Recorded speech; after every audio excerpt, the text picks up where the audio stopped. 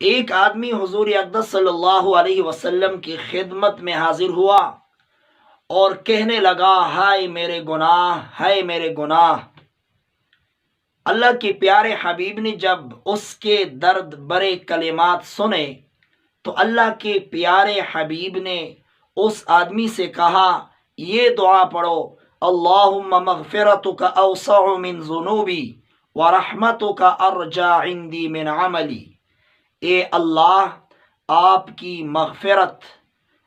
کی مغفرت زیادہ وسعت والی ہے میرے گناہوں کے مقابلے میں، ورحمتک ارجع عندی من عملی، اور مجھے اپنے عمل سے زیادہ آپ کی رحمت کی امید ہے۔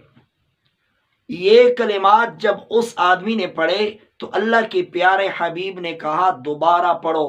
اس نے دوبارہ یہ کلمات پڑھے۔ اللہ کے پیارے حبیب نے کہا کہ تیسری مرتبہ پڑھو۔ اس نے پھر یہ کلمات پڑھے۔ تیسری مرتبہ یہ کلمات جب اس نے پڑھے تو اللہ کے پیارے حبیب نے کہا کہ چلے جاؤ، اللہ تعالیٰ نے آپ کی مغفرت کر دی ہے۔